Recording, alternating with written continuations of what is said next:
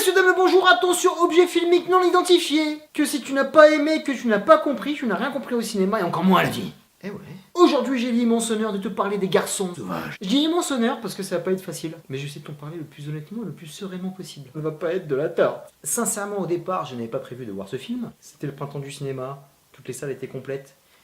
Et j'étais supposé voir Disaster Artist et j'ai dû me rabattre sur un autre film. Je partais pour Westland, mais la personne qui m'accompagnait a insisté pour aller voir les garçons sauvages. Est-ce que je dois la nommer? Coucou Enzo! Et je me suis dit pourquoi pas. L'ouverture de cette chaîne me pousse à l'expérimentation. Je me suis dit qu'en 2018, je vais devoir y mettre les bouchées doubles. Donc 2018 sera l'année de l'ouverture et de la tolérance. Même si des fois ça peut capoter. De plus, j'aime beaucoup le cinéma des extrêmes. Ça m'a permis de découvrir pas mal de réalisateurs qui font partie des meilleurs de ma shortlist. C'est jamais évident de trouver les clés pour entrer dans ce genre d'univers. Je pense à la première fois que j'ai vu un Tim Burton, je pense à la première fois où j'ai vu un Terry Gilliam, même Jean-Pierre Jeunet. C'était pas évident. J'ai même aimé son Alien 4. Ah ouais mon pote. Et après encore plus à la marge, un soir d'été, j'ai regardé Lost Highway et j'ai découvert David Lynch. Et plus loin Terrence Malick. Et tu t'ouvres à des cinémas qui sont complètement dingues. J'ai toujours été respectueux à l'écoute de ceux qui détestent ces mecs. Parce que ça se comprend, ce n'est pas pour tout le monde. Et c'est difficilement digeste. Changement de braquet, hop, virage à 180 degrés. Nous partons pour l'expérience des garçons sauvages. C'est un film qui avait une très bonne réputation. Et par contre, depuis quelques années, je me méfie tout le temps des critiques dithyrambiques par rapport à une production française qui se veut être originale. Mais je vais quand même vérifier si c'est pas mal. Donc Enzo, mon chéri, détends-toi. Ce n'est pas à 100% de ta faute. Et le bien étrange, les garçons sauvages, m'a écœuré dès les premières minutes. Dès la première scène, tu sens qu'ils sont là pour se la raconter. Il y a de grosses références au cinéma de Méliès. Ça, je veux bien, c'est un bel héritage. Mais tu vois les protagonistes déguisés, façon Orange Mécanique du pauvre. Et tout de suite, là, c'est pas passé. Et je me dis, c'est les premières minutes. Continuons. Dès que j'ai vu ces garçons, on voit tout de suite que c'est des jeunes femmes déguisées en garçons. Ils font hermaphrodite. Et tu vois tout de suite où ça va en venir. Il n'y a aucune surprise. Et par rapport à ce qui va se passer dans le film plus tard, tu peux pas me le vendre. Le gros climax de ce film ne passe pas. Parce que physiquement, ça ne matche pas du tout avec ce que nous propose ce réalisateur. Il y avait un petit travail sur la voix qui pouvait passer, mais après, ça ne fonctionne pas. Parce qu'on le voit comme le nez au milieu du visage, que ce sont des femmes. Donc c'est mal fait, c'est mal foutu, c'est fait par-dessus la jambe. J'ai pas aimé la réalisation.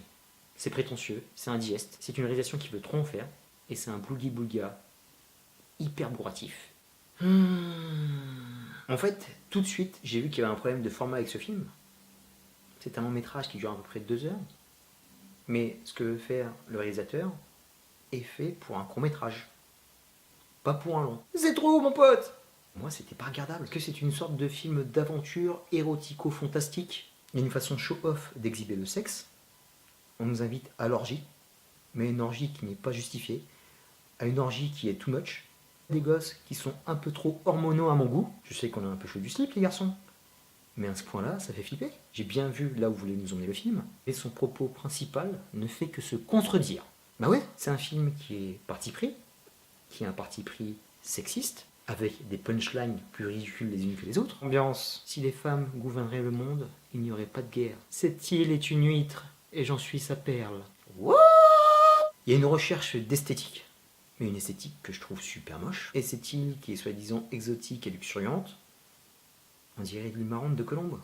Et plus je t'en parle, plus je le déteste en fait. En plus de son parti pris, il y a un véritable goût pour le fétichisme. Je respecte la vie intime de tout le monde, mais c'est totalement vide. L'arbre à foutre, avec les giclées de sperme, le jeu de pisse pour se libérer de je ne sais quel lien, j'ai l'impression que c'est juste là pour choquer le spectateur et de dire regardez ce que j'ose faire sur l'écran. C'est juste creux pour moi. Ce film est là pour dénoncer le traitement de la femme, qui est parfois, je l'avoue, dégueulasse, encore à notre époque, mais il ne fait que se contredire.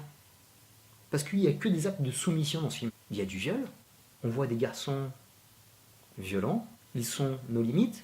Même après, quand ils subissent leur transformation, ils répètent le même schéma que l'homme primaire. Et c'est là que le bas blesse. C'est là qu'on perd totalement le message que voulait nous dire ce film. Sans parler de la qualité des dialogues et des actrices. Sincèrement, c'est pas pour être méchant. Mais là, on dirait une pièce de théâtre de fin d'année de 3e. C'est super gênant. J'ai envie d'encourager l'originalité, j'ai envie d'encourager les expériences cinématographiques. C'est bien que ces films aient accès à des salles. Je suis pour. Mais à un moment, quand tu n'aimes pas, tu n'aimes pas. On n'est pas obligé de soutenir et encourager quand on n'aime pas. Alors c'est cool, j'ai vécu une expérience, mais derrière ça, je ressors avec le néant. J'ai juste vu un film prétentieux qui avait des messages mal diffusés et excessifs, mais il n'y a pas lieu d'être. La première fois que je vois un des films de Bertrand Mandico, et c'est peut-être la dernière, parce que je n'ai pas passé un super moment, mon ami. C'est bien de mettre ses fantasmes sur de la pellicule, mais de les imposer et les faire valider par tout le monde, c'est plus difficile. Pour conclure, je ne te conseille pas Les Garçons Sauvages.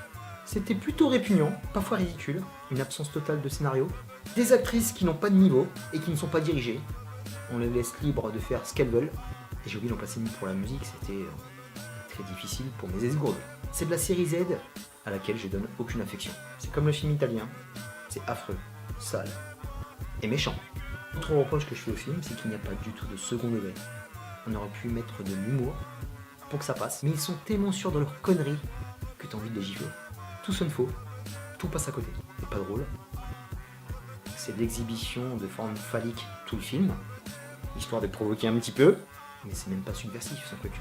On dirait une expérience de vacances qui a mal tourné, ou liée au trésor pour les crados. Incompréhensible, il y a beaucoup trop de gratuité pour en sortir avec quelque chose de beau. Quant à toi Enzo, j'étais content de passer un moment avec toi. Le film n'était pas une punition, mais pas très loin. Donc la prochaine fois, choisis mieux. Minus pour Les Garçons Sauvages. Je te dis à très bientôt pour de prochaines vidéos. D'ici là, porte-toi bien. Peace. Mais dans les toilettes. Et pas sur tes potes, bordel. C'est crado.